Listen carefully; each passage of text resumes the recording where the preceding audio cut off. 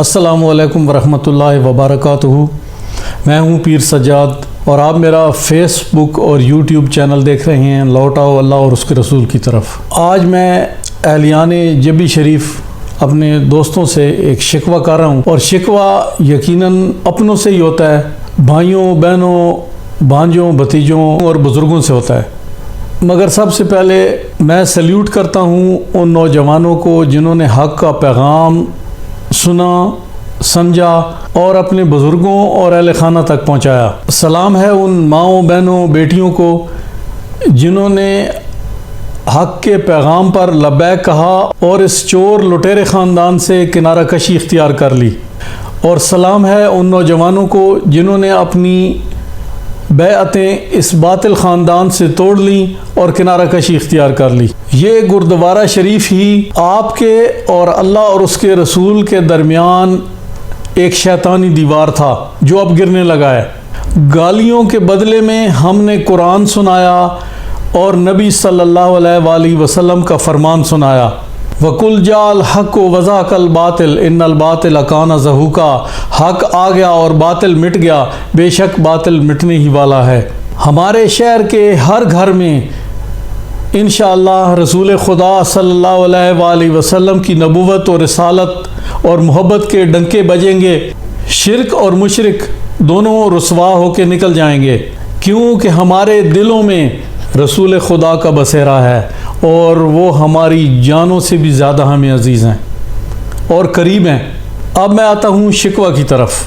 آپ کہتے ہیں کہ یہ پیروں کا آپس کا مسئلہ ہے اور ہمارے لیے دونوں برابر ہیں، یہ ہے میرا اصل شکوہ۔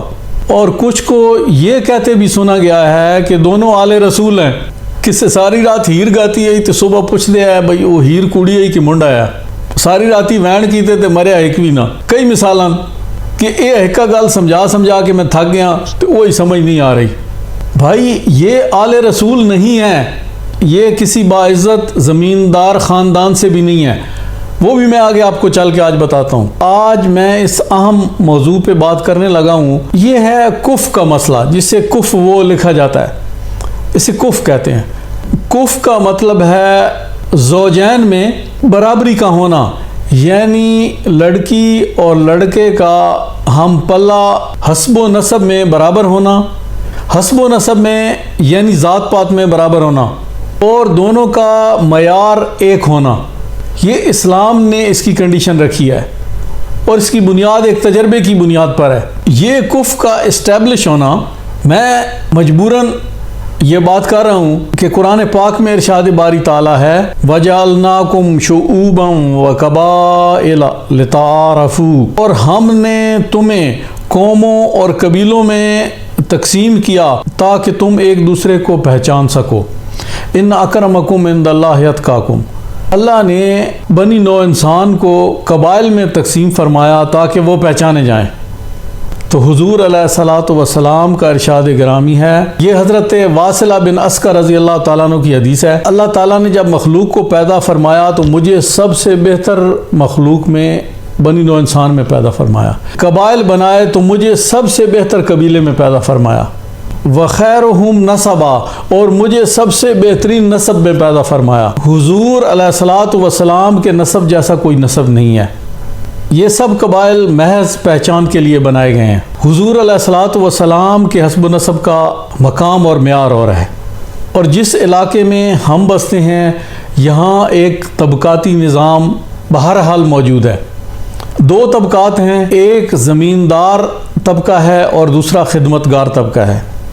واللہ میں کسی کی تصدیق کے لیے یہ نام نہیں لے رہا، مجبوراً ایک دو قوموں کے مجھے نام لینا پڑ رہے ہیں صرف آپ کو بات سمجھانے کے لیے، ورنہ میں سب کی دل و جان سے عزت کرتا ہوں اور ان کو اپنا بھائی سمجھتا ہوں اور ہمیشہ ان کو بڑا بھائی کہتا ہوں۔ وہ قابل عزت لوگ ہیں، قابل احترام لوگ ہیں۔ میرا مقصد کسی کی تضحیق ہرگز نہیں ہے۔ میں آپ سے پہلے معذرت اور معافی کی درخواست کر رہا ہوں کہ مجھے یہ قوموں کے نام مجبوراً لینے پڑ رہے ہیں، ورنہ میں کبھی لیتا نہیں۔ میں نے کبھی واللہ کسی کو کبھی اپنے سے حقیر نہیں جانا، سب سے کم تر میں نے اپنے آپ کو ہی سمجھا ہے۔ اب نائی ہیں تو وہ موچی کو کبھی رشتہ نہیں دیں گے اور کبھار کبھی لوہار کو رشتہ نہیں دے گا۔ بلکہ لوہار لوہار سے ہی رشتہ کرے گا اور کبھار کبھار سے ہی کرے گا۔ یہ جو لکیر ہے یہ وہ طبقات، خدمتگار طبقات آپس میں بھی کراس نہیں کرتے، وہ اسی کے اندر رہتے ہیں۔ اسی طرح ایک ہمارا کوئی اگر مسلمان بھائی اپنی قومیت میں مسلح ہے تو وہ کسی ملک یا چودھری کا رشتہ مانگنے کی کبھی جرت بھی نہیں کر سکتا، اور اگر کسی نے ایسی کی ہے تو آپ نے ان کے ٹکڑے ہوتے ہوئے دیکھے ہوں گے، میں ان تفصیل میں نہیں جانا چاہتا، آپ کو معلوم ہے۔ اب یہی قدغن اسلام نے بھی لگائی ہے، اور اس کی بنیاد ایک دور نبوی میں ہونے والا ایک تجربہ ہے۔ حضرت زینب بنت جہش رضی اللہ تعالی عنہ وسلام اللہ علیہا، آپ حضور علیہ الصلوۃ والسلام کی سگی پھوپھی حضرت امیمہ بنت عبد المطلب کی صاحبزادی تھیں۔ آپ کے والد کا نام جہش بن رباب تھا۔ آپ کی شادی حضور علیہ الصلوۃ والسلام کے آزاد کردہ غلام حضرت زید بن حارثہ رضی اللہ تعالیٰ عنہ سے ہوئی۔ اب حضرت زید بن حارثہ رضی اللہ تعالیٰ عنہ حضور کے آزاد کردہ غلام تھے۔ حضرت زینب سلام اللہ علیہا ایک اعلیٰ و عرفہ خاندان کی شہزادی تھیں، اور اپنے حسب نسب اور جمال کے لحاظ سے بھی آپ کا مقام اور مرتبہ بلند تھا۔ حالانکہ یہ رشتہ حضور علیہ الصلوۃ والسلام نے طے فرمایا تھا، لیکن یہ فرق ہونے کی وجہ سے حسب نسب کا اور سٹیٹس کا یہ شادی نہ چل سکی۔ 1 سال میں طلاق ہو گئی۔ اللہ کا امر ایسا ہی تھا، کئی اور مسائل بھی اس سے حل ہونے تھے۔ اللہ رب العزت نے حضرت زینب کا نکاح حضور علیہ الصلوۃ والسلام سے کرنے کا حکم جاری فرما دیا۔ حضرت زینب بنت جہش ام المومنین بن گئی۔ حضور علیہ الصلوۃ والسلام نے اپنی ازواج مطہرات میں سے کسی کا اتنا بڑا ولیمہ نہیں کیا جتنا حضرت زینب سلام اللہ علیہا کا ولیمہ فرمایا۔ انہی کے ولیمہ پہ وہ ادب رسول والی آیات اتری جو کہ سورہ احزاب کی آیت نمبر 53 ہے۔ يا أيها الذين آمنوا لا تدخلوا بيوت النبي إلا أن يؤذن لكم إلى طعام غير ناظرين إناه ولكن إذا دعيتم فادخلوا فإذا طعمتم فانتشروا ولا مستأنسين لحديث إن ذلكم كان يؤذي النبي فيستحيي منكم والله لا يستحيي من الحق۔ کہ جب اللہ کے رسول تمہیں کھانے کے لیے گھر بلائیں تو کھانا کھا کے پھر چلے جایا کرو، کھانا کھانے کے بعد خوش گپیوں میں مصروف نہ ہو جایا کرو۔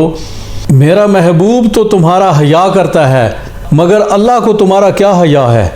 کف کا مطلب ہے لڑکی اور لڑکے کا برابر ہونا، حسب و نسب کے حساب سے، مال و زر کے حساب سے، خاندانی وقار کے حساب سے، تاکہ لڑکی اس کو کمتر نہ سمجھے اور برابری میں یہ رشتہ چلتا رہے۔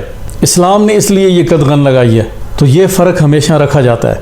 اسلام نے اس کو کنسیڈر کرنے کا، اس بات کا خیال رکھنے کا حکم دیا ہے۔ اب یہ ہمارا ذاتی مسئلہ نہیں ہے، خاندان رسول صلی اللہ علیہ وآلہ وسلم اور جیلی سید بنے گیلانیوں کا مسئلہ ہے۔ سید اپنے ٹبر اور قبر سے پہچانا جاتا ہے، نسب اور قبر سے، کیونکہ ہماری ابتدا ہی قبر کے اصل ہونے سے ہے۔ حضور علیہ الصلوۃ والسلام کو تمام انبیاء پر یہ فوقیت حاصل ہے کہ آقا علیہ الصلوۃ والسلام کی قبر انور کے علاوہ کسی نبی کی قبر کنفرم نہیں ہے۔ ہارون علیہ السلام کی ہے تو عود کے پہاڑوں میں ہے۔ سیدنا یحییٰ علیہ السلام کی قبر مبارک مسجد بنو امیہ دمشق میں ہے اور فلسطین میں بھی ہے۔ اسی طرح جہاں جہاں انبیاء کا مدفن ہے وہاں کوئی گارنٹیڈ یہ نہیں کہہ سکتا کہ ان کا مدفن وہاں اس جگہ ہے سوائے حضور علیہ الصلوۃ والسلام کے۔ تو سادات خاندان کی تو ابتدا ہی قبر کی پہچان سے ہے کہ حضور علیہ الصلوۃ والسلام کی قبر مبارک کہاں پہ ہے۔ اس کے بعد جتنے آگے سلاسل چلتے ہیں، یہ میں وہ سلاسل طریقت نہیں کہہ رہا، میں سلسلہ حسب و نسب کی بات کر رہا ہوں۔ ان کی پہچان قبر کے نشان سے ہوتی ہے کہ یہ اس شخص کی جو قبر ہے اس کی آگے نسل ہے۔ اب یہ جبی شریف کے نام نہاد گیلانی خاندان نے جو دارالندوہ میں شجرہ نسب پڑھ کے سنایا ہے، یہ چک جھمرہ کے گیلانی سادات کا ہے. یہ حدیقت الزہراء میں پرنٹ ہو چکا ہے جس کا ثبوت ہمارے پاس موجود ہے. اگر کوئی صاحب چاہے تو ہم ان کو یہ پیش کر سکتے ہیں کہ انہوں نے چوری کر کے ان کے والدین کا سنا دیا ہے. اب ان کو پرابلم یہ ہو رہی ہے کہ 4 نسلوں کے بعد ان کو قبر معلوم نہیں ہے, وہ ناپید ہے, لہٰذا وہ شجرہ نسب تو چوری شدہ ہے. اب یہ جو جھوٹ بولتے ہیں کہ ہم کفری سے آئے ہیں, وہ کفری کا حال آپ نے دیکھ لیا. ہر چیز جڑی جتنی ہو گئی تھی 500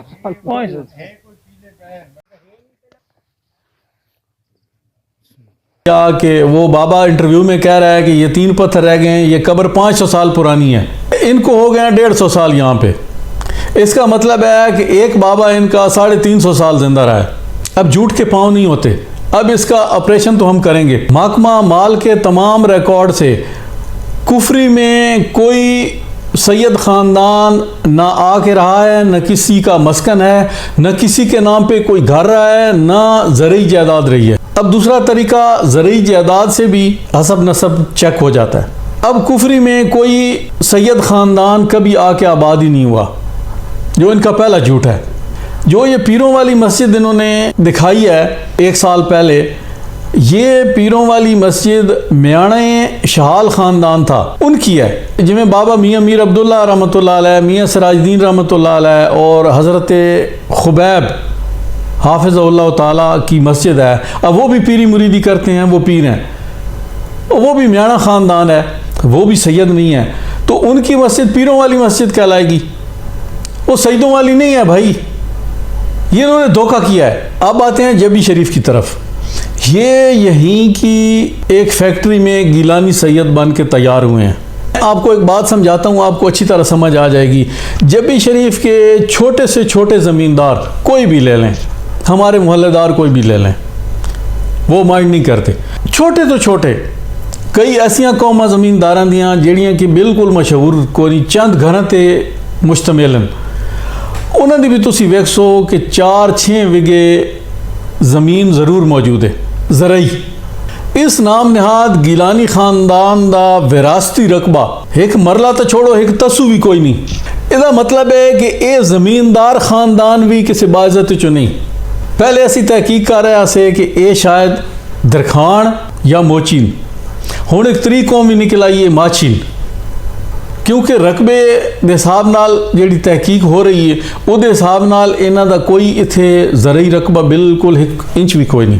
یہ جتھے گردوارہ شریف پایا ہوا یہ بھی پپڑالی والوں دے جا تے قبضہ کر کے دھنگا مشتی نال ہویا ہوا, انہاں دی ٹوٹلی کوئی شے نہیں.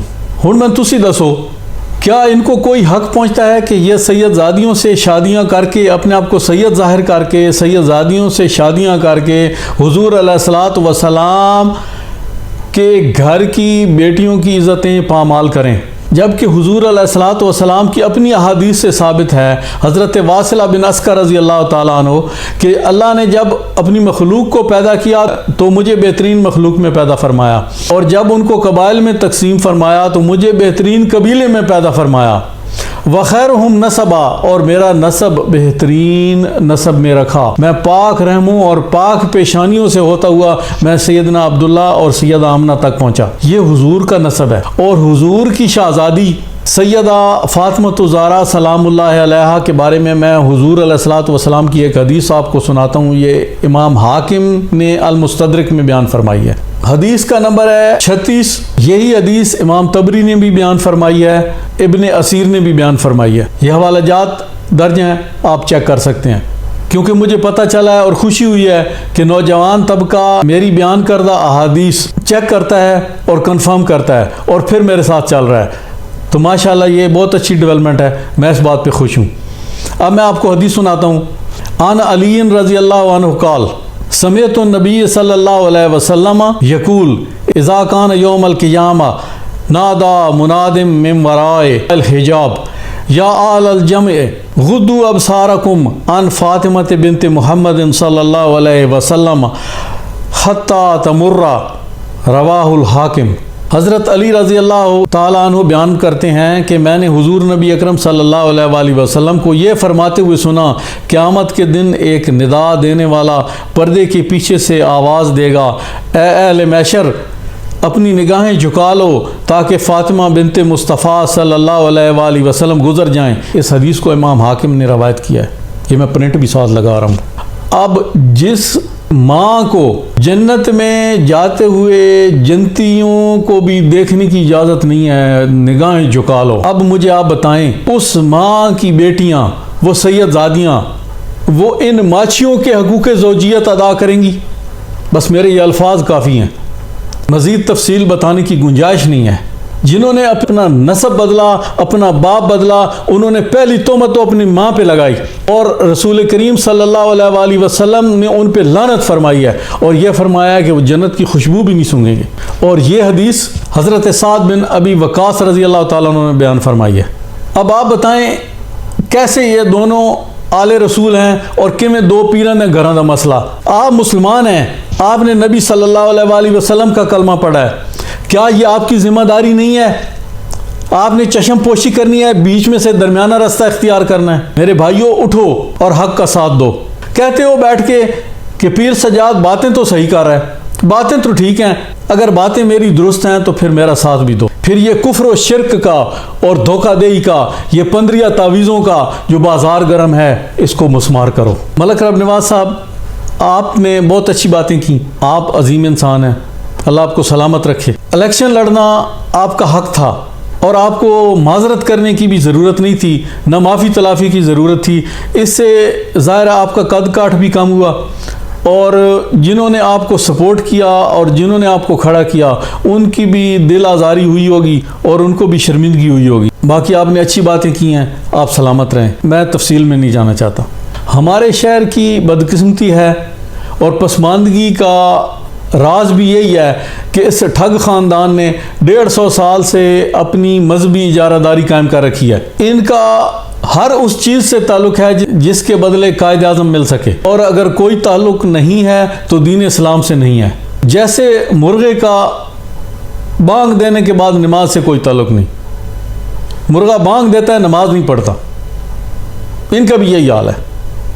20-25 سال ہو گئے ساڑھے شہر دہلے دا کم نہیں ہویا، اور اسی سمجھتے ہیں کہ ساڑھے بوئے تے آ ونجن تے بالکل جی ساڑھی مذہبی ذمہ داری ہے انہاں نوں ووٹ دینا۔ وہ ایک محترمہ ساڑھی تقدیر بدلی کرن واسطے کچھ عرصے بعد آ ویندی ہے، یہ پیر کالا شاہ کاکو سودا مرے نال چند ٹھرکی بھی رل وینے، تواڈے بچیاں دا مستقبل وک پینا، ووٹ لیے یہ جا اور وہ جا، پھر اگلے 5 سال بعد دیکھا جاسی، پھر تقدیر بدلن آ جاسے نے۔ ایک اچھی خبر آئی ہے کہ مجھے کسی نے بتایا کہ قبلہ صوفی صاحب نے 4 درخواستیں حج کی جمع کرا دی ہیں۔ ہم نے ان سے دستبستہ گزارش کی تھی کہ آپ پہ حج فرض ہے، آپ حج کر لیں، تو انہوں نے بات سن لی ہے، اللہ تعالیٰ ان کی کوششوں کو قبول فرمائے۔ صوفی تو ایک مکتبہ فکر ہے، ہم ان کو آئندہ کے بعد صوفی نہیں کہیں گے، ہم حاجی رب نواز صاحب کہیں گے۔ ترمذی شریف کی وہ حدیث کہ جس پر حج فرض ہے، جو بیت اللہ تک پہنچنے کی استطاعت رکھتا ہے اور وہ حج نہ کرے، مجھے اس سے کوئی غرض نہیں کہ وہ یہودی ہو کر مرے یا نصرانی ہو کر مرے، تو یہودی اور نصرانی ہو کر مرنے سے بہتر ہے بندہ حج کر لے۔ تو اللہ آپ کو جزائے خیر دے، ہم آپ کے لیے دعا گو ہیں، اللہ آپ کو سفر مبارک کرے۔ آج کے بعد ہم صوفی رب نواز آپ کو نہیں کہیں گے، حاجی رب نواز صاحب کہیں گے۔ جزاک اللہ، آپ سلامت رہیں۔ اگلی ویڈیو انشاءاللہ شاہ پور والے ظلم کی داستان میں پیر کالا شاہ کاکو کی حصہ داری پہ ہوگی، دیکھتے رہیں۔ پہلے سے میں آپ کو فل ویڈیو دکھائی جائے گی جیو کی، اور پھر اس کے بعد تمام کرداروں کا 1 بائی 1 تعارف بھی کرایا جائے گا، اور اس کی شمولیت کس حد تک تھی وہ بھی آپ کے سامنے لائیں گے، اور اس کے سارے کرداروں کو انشاءاللہ آپ سے متعارف کرائیں گے۔